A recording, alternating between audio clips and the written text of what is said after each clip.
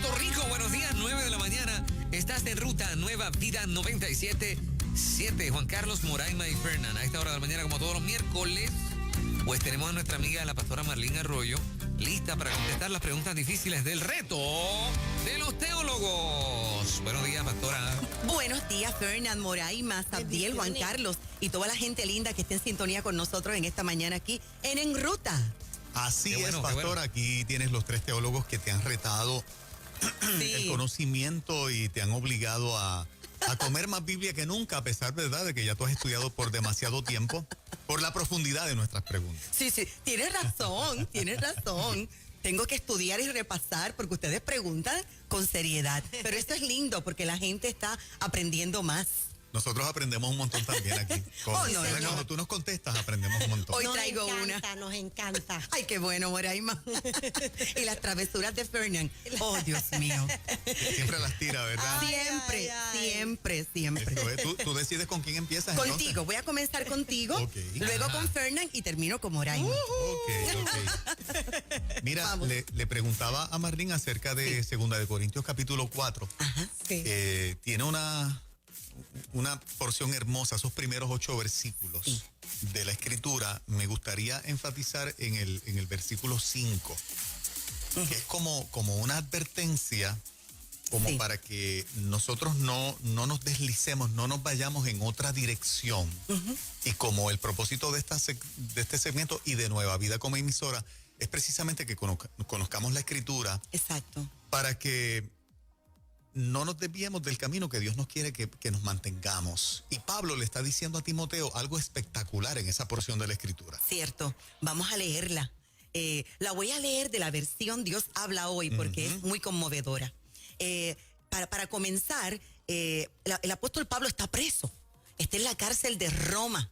Aparentemente está pasando un momento difícil, tiene mucho frío, sabe que ya le queda poco tiempo de vida y entonces él lanza esta carta que dice así. Voy a leer 2 carta a Timoteo, capítulo 4, primeros 8 versos. Cuando Jesucristo venga como rey, juzgará a todos, tanto a los que estén vivos como a los que estén muertos. Por eso, pongo a Dios y a Jesucristo por testigos de lo que te ordeno. Tú, anuncia el mensaje de Dios en todo momento. Anúncialo, aunque ese momento no parezca ser el mejor. Muéstrale a la gente sus errores, corrígela y anímala, instrúyela con mucha paciencia, porque llegará el día en que la gente no querrá escuchar la buena enseñanza. Al contrario, querrá oír enseñanzas diferentes. Por eso buscarán maestros que le digan lo que quieren oír. La gente no escuchará la verdadera enseñanza, sino que le prestará atención a toda clase de cuentos. Pero tú, Timoteo, mantén la calma en todo momento, soporta los sufrimientos y anuncia siempre la buena noticia. Haz bien tu trabajo. Ya falta poco para que yo muera y mi muerte será será mi ofrenda a Dios. He luchado por obedecer a Dios en todo y lo he logrado. He llegado a la meta y en ningún momento he dejado de confiar en Dios. Sé que Dios es un juez justo y que cuando juzgue a todos me dará una corona como premio a mi obediencia. Y no solo a mí me la dará, sino también a todos los que esperan con ansias su regreso. No, esto es muy conmovedor. Entonces, ¿qué es lo que está diciendo el apóstol Pablo? Él sabe que se va a morir. Su muerte está próxima. Imagínese en esta preciosa mañana, si a usted el Padre le revelara que le queda poco de vida, que pronto se va a morir, ¿qué usted diría? ¿Qué carta usted escribiría? ¿Cuál sería su prioridad, su emergencia? ¿Qué legado usted quiere dejar aquí en la tierra antes de usted partir? Así que Pablo está entre líneas diciendo, me siento mal, me siento solo y estoy preocupado por la apostasía que ya estoy viendo que está creciendo dentro de la iglesia. Pero a ti, Timoteo, por favor, yo te encomiendo lo siguiente. Y esta fue la primera instrucción. Predica la palabra. Es decir, proclama la palabra. Tú vas a comunicar la palabra del Señor por todos los medios que te sea posible. Ese consejo para Timoteo de que predica la palabra es para todos nosotros. Yo lo recibo de esa manera. Es para cada Es creyente. para cada creyente, porque fíjate que es un legado que Él nos deja. En este caso particular fue para su hijo espiritual, pero es que estas son unas palabras para nosotros y ahora van a tomar más pertinencia cuando sigamos hablando, porque no es solamente predica la palabra, sino que también le dice redarguye. Y esta palabra redarguye significa literalmente contradice. O sea que lo que está incorrecto, tú lo tienes que contradecir, no te quedes callado, Timoteo, no hagas silencio. Quiere decir que la palabra tiene que ser comunicada con una firme y fuerte convicción. Y aquí, Juan Carlos, mientras meditaba en esta respuesta, pensé, tú sabes que yo me gusta estudiar mucho al historiador Flavio Josefo. Y recordé y lo busqué, las breves palabras que el historiador Flavio Josefo habló sobre el profeta Juan Bautista, precisamente por la forma en que él predicaba, con una convicción impresionante. Y dice así: cuando los judíos corrientes, se reunieron en torno al apóstol Juan, como su excitación llegaba al punto de la fiebre, al escuchar sus palabras, Herodes comenzó a temer que la gran capacidad de Juan para convencer a la gente pudiera conducir a algún tipo de revuelta. Entonces, fíjate lo que dice Flavio Josefo, que cuando el profeta Juan predicaba y profetizaba, lo hacía de una forma tan convincente que hasta el rey Herodes temblaba porque la gente quedaba persuadida. Y ese es el consejo que le da Pablo a Timoteo, para ti y para mí también. Pero número 3, le dijo, reprende, quiere decir corrige, amonesta. Y hay quienes piensan que esto contiene la idea también hasta de amenazar si es necesario. Eso es lo que está diciendo Pablo a punto de morirse. Luego le dice también consuela. Claro, porque también los creyentes necesitan exhortación y consuelo. Y dice, y hazlo con paciencia. Y aquí está hablando de la necesidad de comunicar la palabra de Dios, pero que va a tener contratiempos. Y el apóstol dice, por favor, en el proceso, sé paciente. Y ahora dice, y te voy a decir por qué te aconsejo todo esto. Te aconsejo todo esto porque viene un tiempo difícil y ya lo veo. Posiblemente el Padre Eterno se lo mostró. Ya lo veo. Donde hay mucha gente que no va a soportar la sana doctrina. Entonces tenemos que hacernos una pregunta. Si en el año 2020 nuestra sociedad contemporánea ya no habrá llegado ese momento. Pablo le está haciendo referencia a la gente que no es cristiana o a la gente cristiana de que llegará el momento en que ya no soportarán la sana doctrina. A la iglesia. A la gente cristiana, Y dice algo aquí, en una traducción dice, porque él viene comezón de oír. ¿Y qué es comezón de oír? Donde ya la gente no quiere escuchar lo que Dios está diciendo, sino que ellos quieren escuchar lo que ellos quieren. Lo que sus propios deseos, lo que su propia concupiscencia desea escuchar. Si nos descuidamos, nos puede pasar a nosotros. Nos puede pasar. ¿Sabes por qué, Juan Carlos? Y vamos a decirlo en esta pregunta. ¿Sabes por qué? Porque muchísimos predicadores, muchísimos cantantes, muchísimos ministros, líderes de la iglesia, se han acostumbrado al aplauso de la gente. Se han acostumbrado a que la gente le grite amén y diga gloria a Dios cuando ellos hablan. Pero esto no siempre ocurre así.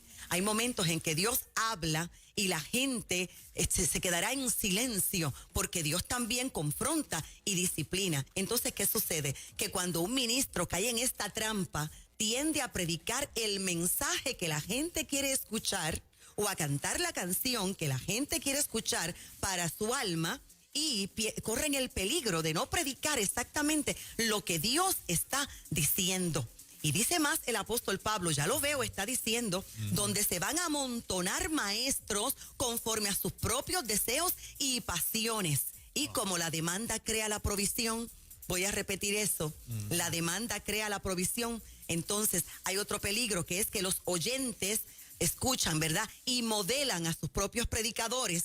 Entonces existe el peligro de que la gente termine adorando becerros de oro. Si alguien busca el mensaje de adoración a favor del becerro de oro, créame que se va a encontrar con un ministro especializado en adoración de becerros de oro, precisamente por esto, porque la gente tiene comezón de oír y no podemos caer en esta trampa. Termino esta respuesta, Juan Carlos, de la siguiente manera. Antes de comenzar a predicar yo cantaba. Entonces tú sabes que tú siempre buscas a un compositor que escriba bonito. Y un día me presentaron al fallecido Raúl Burgos. Y Raúl Burgos llegó a Ponce con su guitarrita para cantarme unas cuantas canciones, a ver si me gustaban para mi tercer disco. Y él se sentó en el banquito del peaje y a viva voz, pero aquello era tipo concierto, sin micrófono, comenzó a cantar. Y yo como que me dio un poquito así como de vergüenza. Yo dije, ay, este está gritando aquí con la guitarra. Y él me ha mirado y me dice, niña, te voy a enseñar algo. Antes de yo partir, te voy a enseñar algo. Si la canción es para Jesús, tiene que ser gritada, tiene que llevar sangre, tiene que llevar cruz y tiene que mencionar a Cristo. No, nunca te olvides de eso. Wow. Y yo nunca me he olvidado de esto. Mira, te lo digo todavía y me emociono. Nunca me he olvidado de eso. El mensaje tiene que ser claro, contundente y sin duda alguna. Y por la palabra del Señor. Wow. Tremendo. Poderoso. Buenísimo. Santo Jesús. Qué bueno. Wow, estamos en el reto de los teólogos con la pastora Marlene Arroyo. Cada uno de nosotros plantea una pregunta. Sí. Y buenísimo. ¿Y ahora vas tú? Ahora vas tú. Ahora voy yo. No, con este me tengo que preparar la bien. música, la Espérate, música. Espérate, con este sí. No me cuquen. Ay, Dios mío. Bueno, hay un verso de la palabra que dice, orad sin cesar. Ok, entonces yo me pregunto, ¿verdad? A veces soy como los locos, digo, ¿será que a veces Dios contesta por cansancio? Yo escucho gente que dice, yo quiero que todos oren por, o sea, mientras más gente haya orando por mí, ayúdenme. Mucha gente y muchas oraciones. Sí. Entonces me pongo a pensar, bueno, tal vez podemos influenciar a Dios con la cantidad de gente o la cantidad de veces que oramos por la misma petición. ¿Cómo funciona realmente esto? Entiendo. ¿Lleva ventaja la persona que logra que mucha gente ore por la misma petición? ¿Vieron que es travieso? ¿Vieron que es travieso? Bueno, comúnmente nos encontramos en la iglesia de Jesucristo donde vemos a la gente, por favor, ora por mí. De hecho, las congregaciones en su mayoría tienen departamentos de intercesión, que es un grupo de personas que se dedica constantemente a orar y a clamar. Y sí, la cantidad de gente que ore y te apoye es importante. No solamente por lo básico, por lo sencillo de decirte, no estás solo, estoy contigo. Tan pronto le dices a alguien, ora por mí, inmediatamente esa persona se compromete, se pone de acuerdo, te llama, ¿cómo vamos? Te ayuda. Sino que también en una connotación espiritual importante. Voy a la Biblia, Fernán, te va a gustar. Deuteronomio capítulo 32, verso 30, cita. 1 persigue a 1000, pero 2 hacen huir a 10,000. Lo que significa que somos 10 veces mejores juntos que separados. ¿Verdad? Y esto es una matemática algorítmica, porque se supone que si uno echa fuera a 1000, 2 echan fuera a 2000. Pero no, aquí dice 1 a 1000, 2 a 10,000, 3 añade un 0 a 100,000.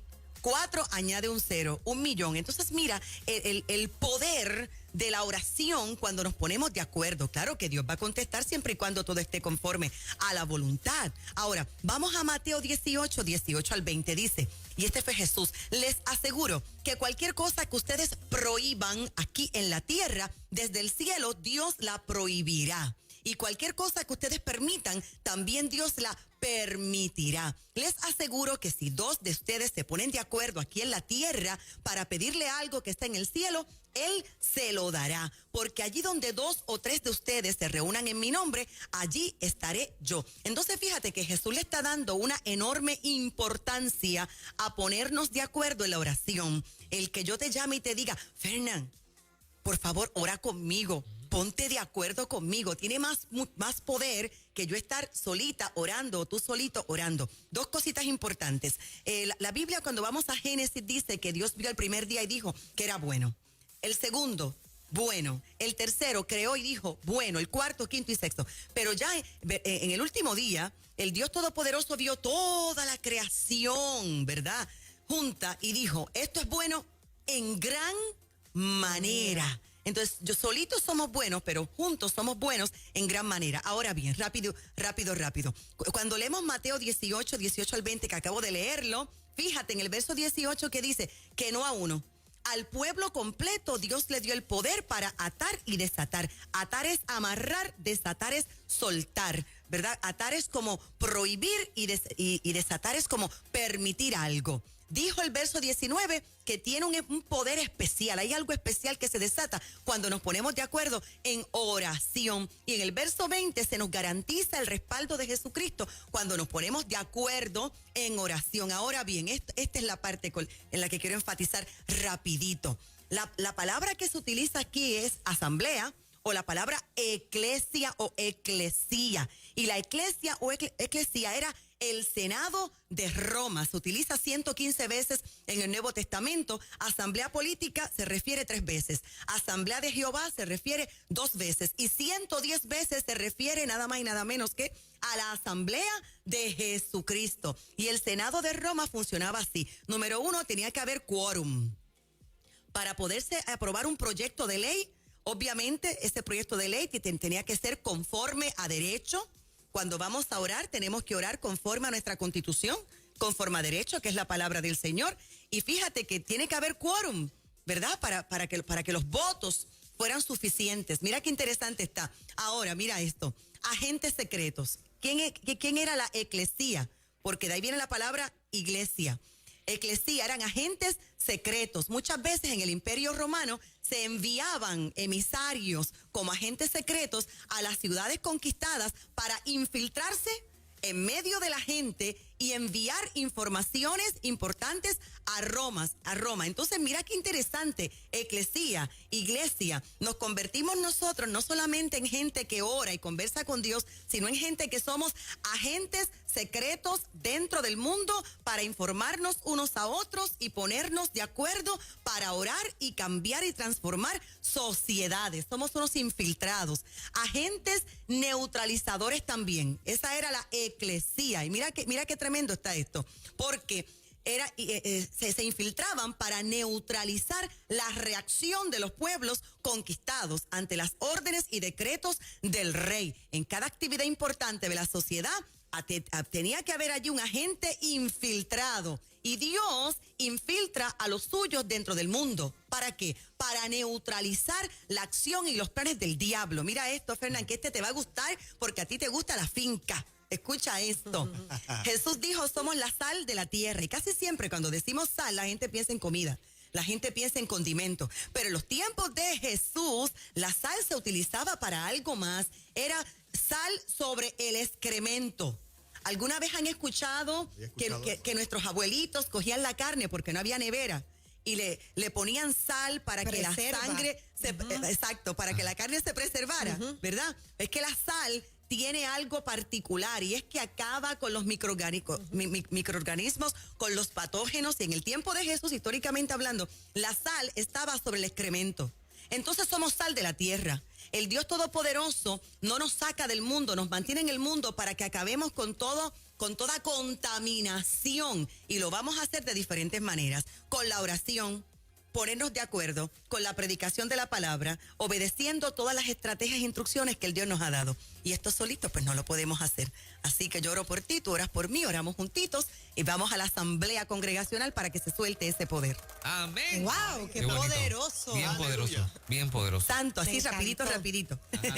Ok, Moraima. Ahora la mía. Mira, Marlene, a veces uno dice, tomo por ejemplo Puerto Rico. Qué bueno que la pandemia no causó estragos mayores. Qué bueno que fueron pocos los muertos. Lamentamos, ¿verdad? Las pérdidas. Claro. Y entonces hay gente que te dice, pero entonces no fue bueno con Italia donde murió tanta gente. No fue bueno con España donde murió tanta gente.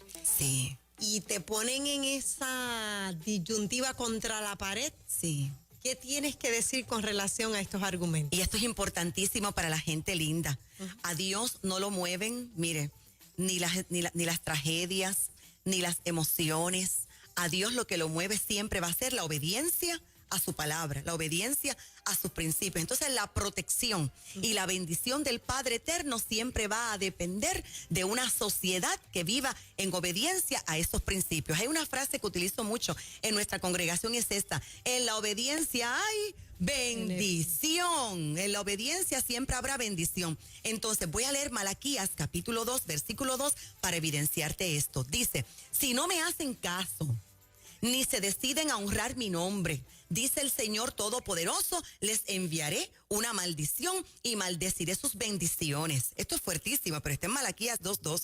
Ya las he maldecido porque ustedes no se han decidido a honrarme. Así que aquí hay, ¿verdad?, una conexión entre lo que es la obediencia y la protección y la bendición del Señor. Éxodo 19:5 dice: si ahora ustedes me son del todo obedientes y cumplen mi pacto, serán mi propiedad exclusiva entre todas las naciones, aunque toda la tierra me pertenece. Por lo tanto, la Biblia habla de muchísimos hombres y mujeres que sufrieron las duras consecuencias de su desobediencia. Y no te voy a hablar de hombres mundanos, no, de hombres de Dios. Moisés, por su desobediencia, no pudo entrar a la tierra prometida. Saúl, por la desobediencia, fue echado de su reino. Sansón, por su desobediencia, perdió la vista y hasta la vida. David, traicionado por alguno de sus hijos, y altos funcionarios que también lo querían matar por su desobediencia. La esposa de Lot se convirtió en estatua de sal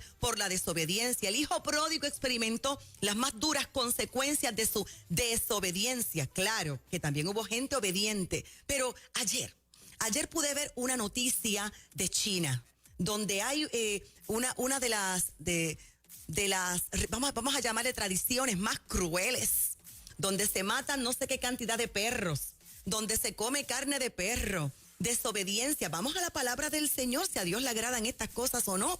Entonces, en la obediencia hay bendición, en la desobediencia hay maldición. No es porque yo sea puertorriqueña, pero Puerto Rico tiene la mayor cantidad de congregaciones por metro cuadrado en el mundo. Puerto Rico, todavía vemos una inmensa cantidad de gente orando, clamando, ayunando, vigilando. Y en la obediencia hay bendición. 3 ejemplos de obediencia. José se destacó por su obediencia perseverante y fue verdad que sufrió, pero terminó siendo segundo en el reino y salvando a varias naciones. Débora se levantó como madre en Israel y terminó con la victoria sobre Sísara. Esther, obediente aún, poniendo en riesgo su propia vida y salvó su nación. Entonces, concluyo. En la obediencia siempre nos encontraremos con la bendición del Dios Todopoderoso de alguna manera. Pero con la desobediencia siempre nos vamos a encontrar con la maldición de alguna manera. Un llamado a la obediencia para que siempre tengamos a Dios a nuestro favor. Marlene, lo que estás diciendo no implica que aunque caminemos en obediencia, en momentos las cosas nos pueden salir mal. Oh, claro. Y el Dios Todopoderoso lo utiliza dentro de su propósito. Por ejemplo, Jesús de Nazaret. Me gusta usar mucho a Jesús. El momento más fuerte posiblemente de Jesús no fue cuando los clavos lo atravesaron, sino cuando estaba en el Getsemaní luchando con su voluntad contra la voluntad del Padre. Sí, porque Jesús dijo, sudando gotas de sangre, sudor con sangre: Señor, Padre, si es posible, aparta de mí esta copa. Lo que quiere decir, yo no quiero morir por ellos. Qué sufrimiento, qué tensión, el abandono de los suyos.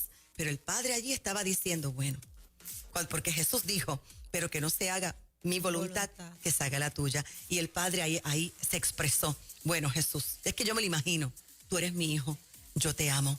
Mi voluntad es que unos clavos atraviesen tus manos. Y me imagino a Jesús allí. Padre, mi voluntad es que tú recibas 39 golpes en la espalda. Mi voluntad es que una espada te atraviese el costado y te rompe el corazón. Mi voluntad es que cargues esa cruz. Y ahí está Jesús, pero Padre, sudando gotas de sangre. Los capilares se le rompieron, hematoidrosis. Fue un momento tristísimo. Pero al final del camino era propósito divino y Dios se glorificó. Hoy decimos gloria al Padre que redimió la voluntad. Sí, hay momentos difíciles, pero Dios siempre se va a glorificar cuando somos obedientes.